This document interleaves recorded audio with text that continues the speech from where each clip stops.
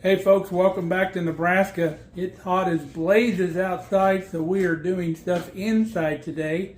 Stick around and we'll show you what we're up to.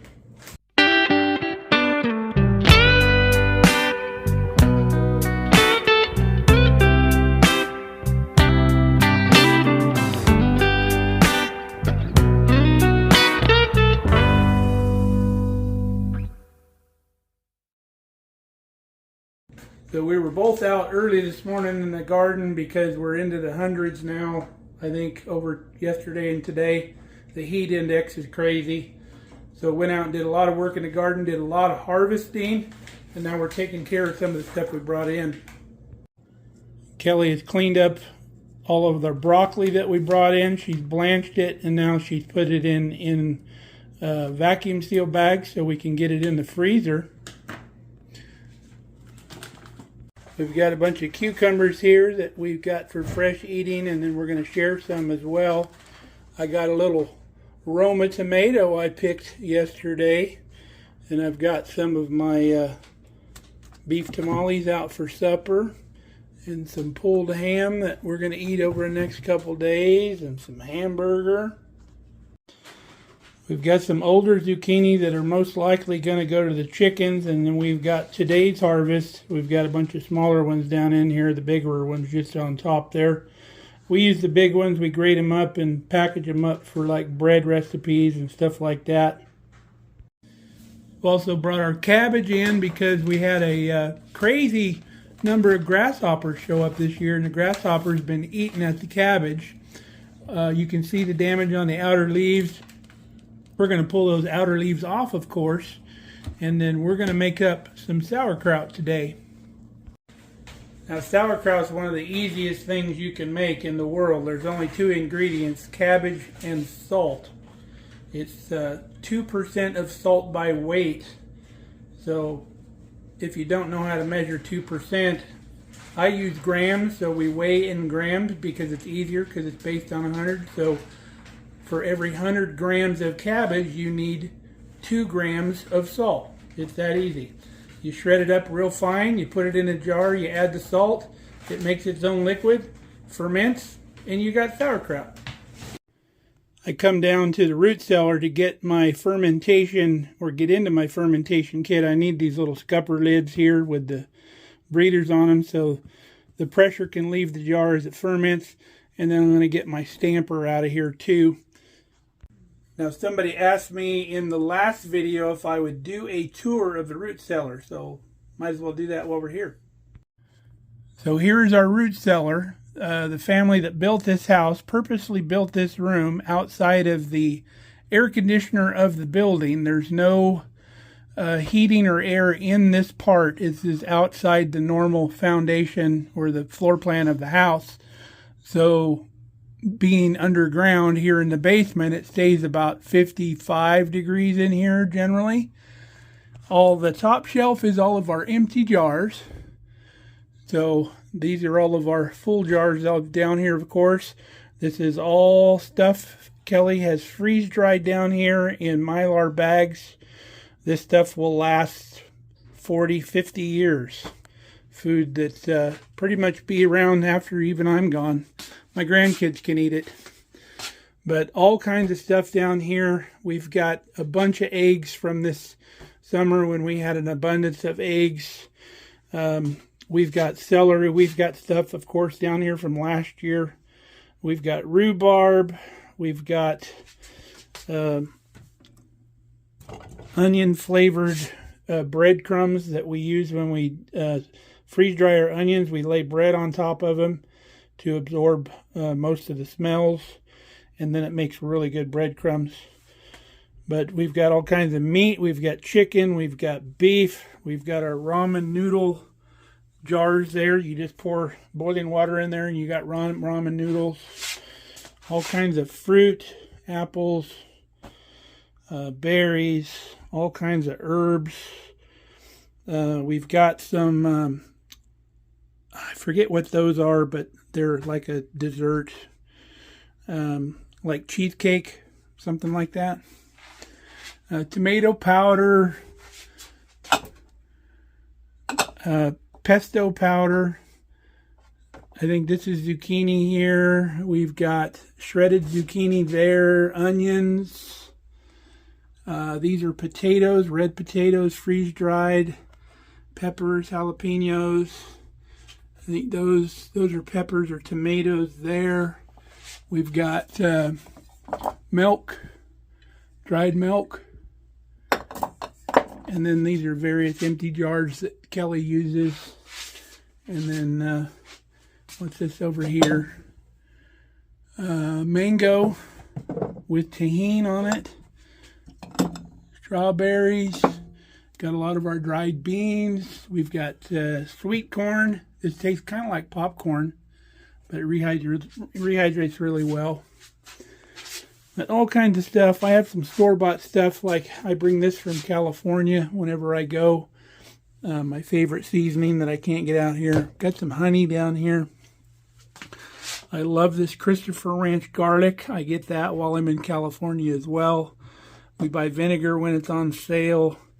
There's some cranberries back here.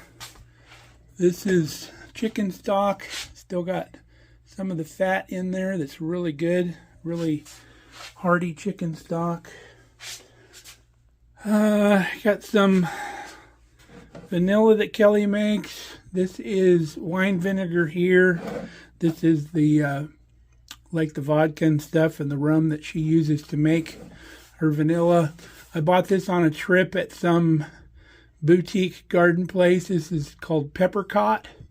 It's apricot and pepper, like a barbecue sauce or something, or glaze. I'm going to use that on some chicken thighs here pretty soon.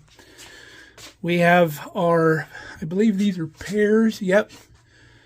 These are pears and these are pears. The difference is this is medium syrup. This is light syrup. So that's the difference in the color.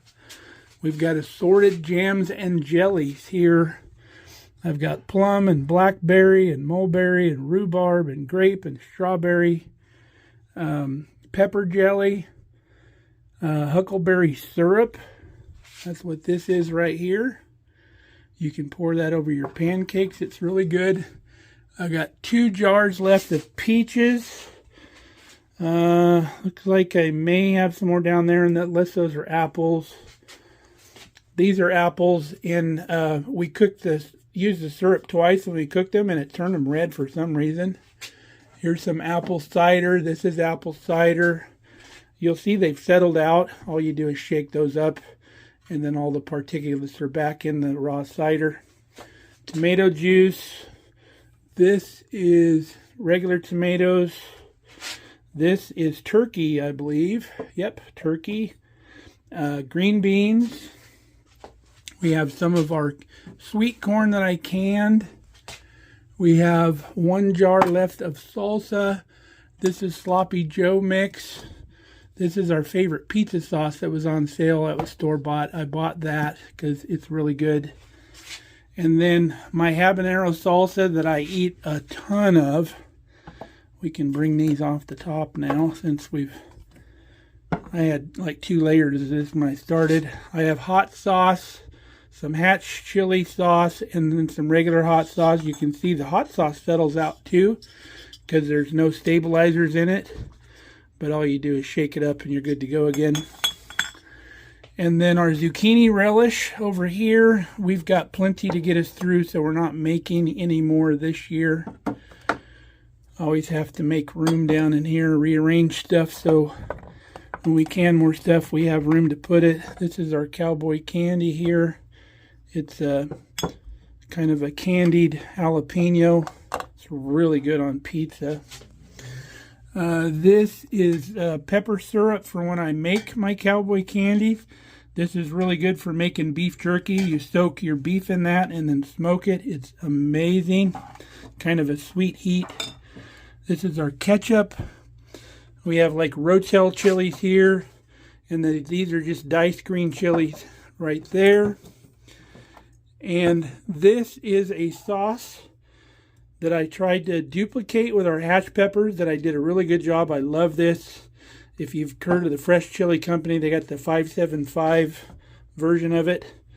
I tried to copycat it and it came out beautifully.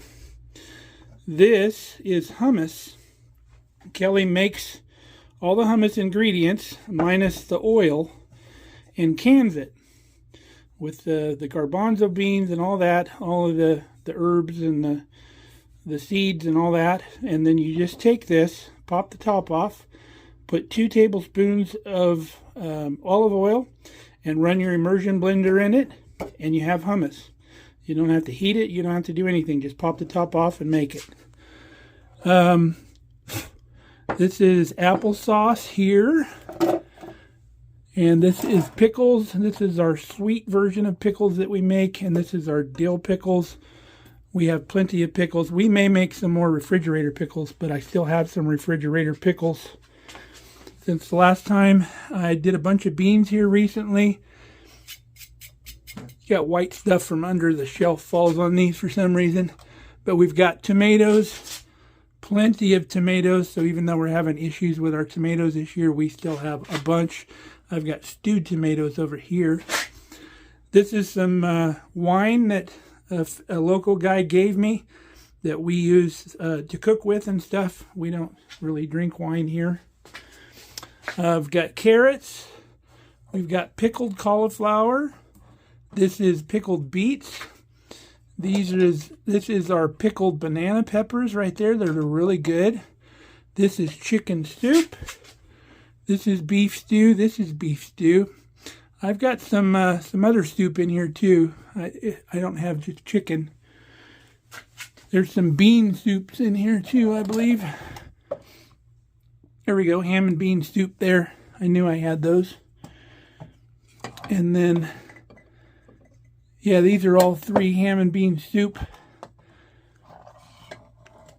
You can see they're cloudy, but that's fine. There's a little fat in those is why. Red beans, all red beans there. We have some butternut squash that's been canned that we just use for just recipes. Olives that we did here. And then this is pickled onions for when you're making hot dogs and stuff or hamburgers. Those are really good to go on those. So that's basically all of our canned stuff other than the stuff that we're going to do this year. But all kinds of freeze-dried. This is dog food here. When we harvested the hogs here on, remember we cooked down the heads and made head cheese with these, and then Kelly freeze-dried it for shelf-stable dog food. It's really good. They love it. Even human grade if you wanted to eat it, if we had to.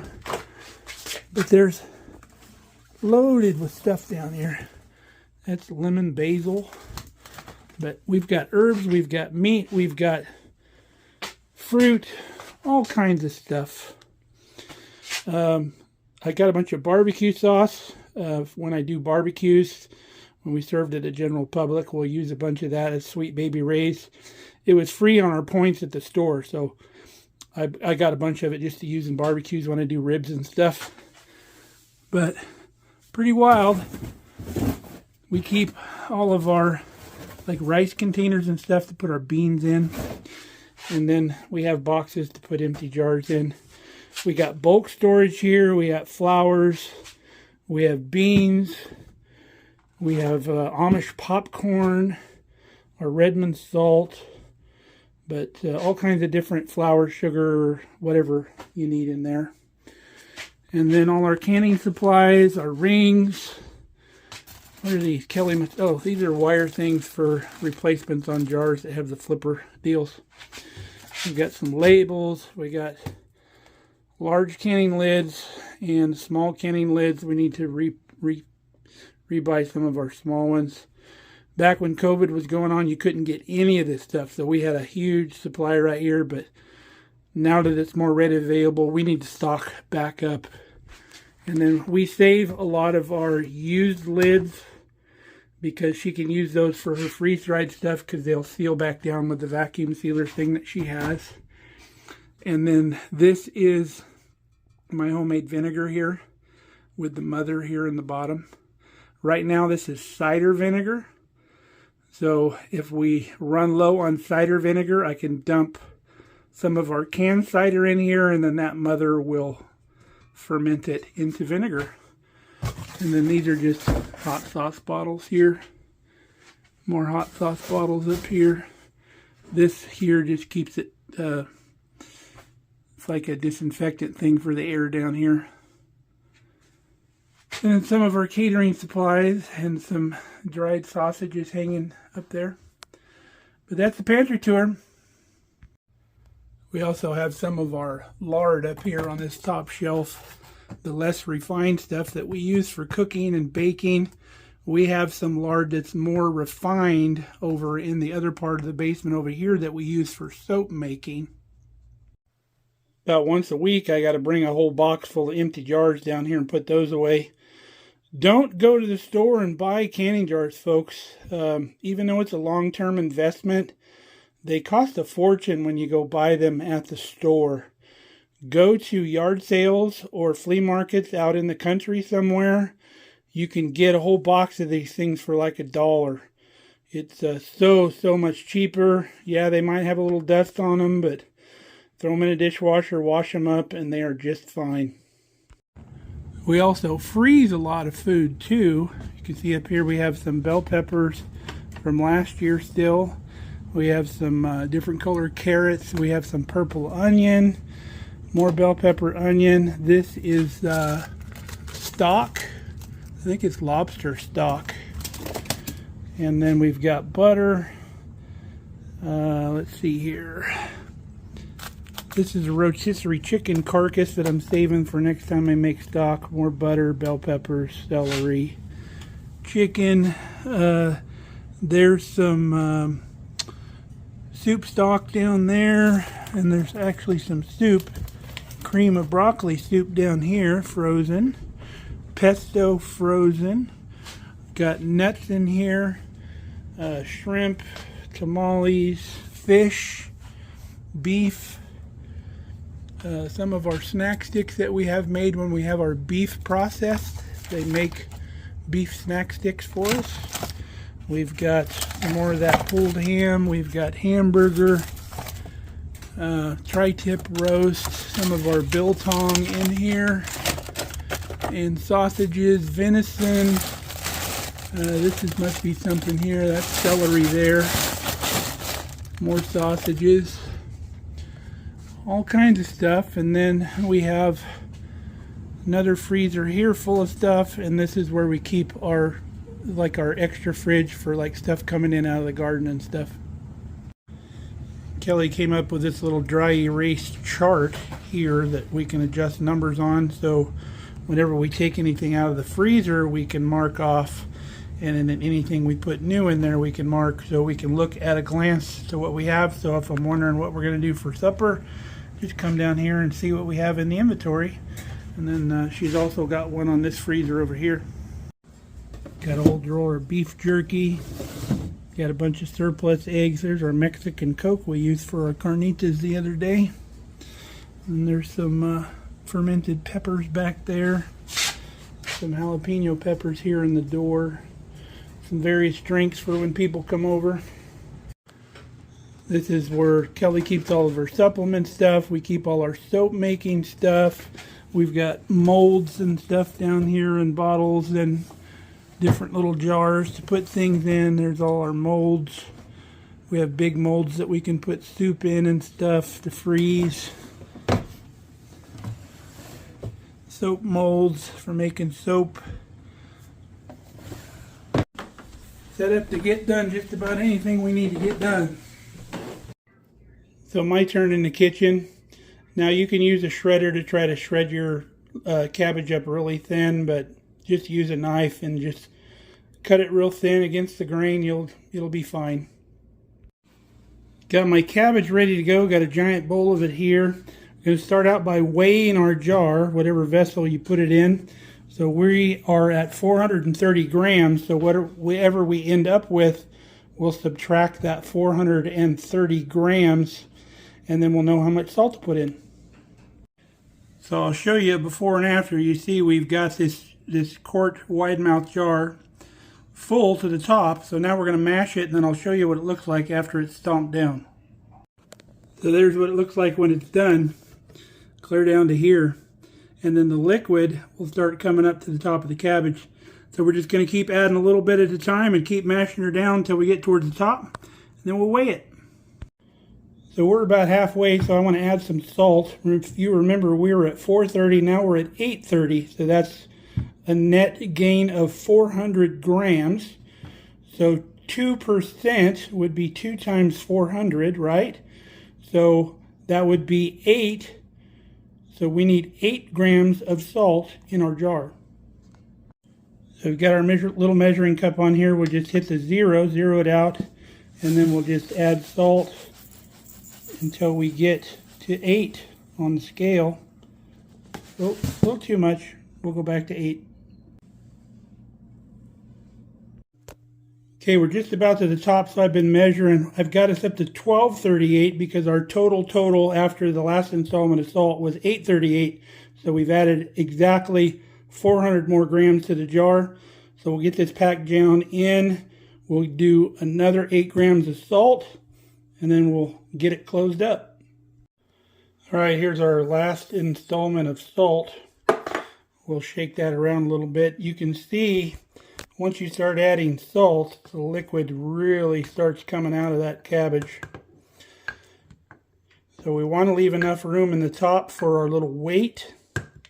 So let's get our weight and put in there. It's just a little glass puck that comes in that kit to hold everything below the top of the liquid. Now we can get our lid on. Okay, there's our sauerkraut ready to go. Got our little lid here. You don't have to rinse that down, just barely touch the top of that. And then you got your little nipple here that will release pressure, but it won't let anything go into the jar. All right, that big old bowl of cabbage turned into 3 quarts and 1/2 pint of cabbage. You can see how far it goes down. I'm missing 2 of my burping lids. They got to be somewhere in the house, but I just got some of our plastic lids, and you just leave them nice and loose and it'll burp out just fine. Now that can take up to a week or a month to ferment, depending on how cool it is in your house. Our house is pretty cool, so it's going to take quite a bit longer. So it's Kelly's turn in the kitchen, so I think she's going to be doing some of these cucumbers up. I think most of them are going to go in the fridge. She cuts them up in her salad and eats them other ways. And then she said she's going to make some tzatziki sauce or something like that. I think it's that white sauce they put on like gyros or something. And my mom's favorite thing to do with these cucumbers is she'd slice them up thin and slice some onions with them and pour some rice wine vinegar over them. And she liked to eat those for supper along with her meal. I guess I still haven't fully wrapped my mind around Mom being gone, because just the other day driving through town, I got this thought in my head that she was up at the nursing home. I had to remind myself that she's not there no more. So I guess it takes a while for that to sink in. But if you're interested in this fermentation kit, it's really cool. It's from Mason Tops. We're not sponsored by them or anything. We paid full price for this thing and bought it on Amazon. Comes with a book. You can basically ferment anything, folks, and that's how pickles used to be made.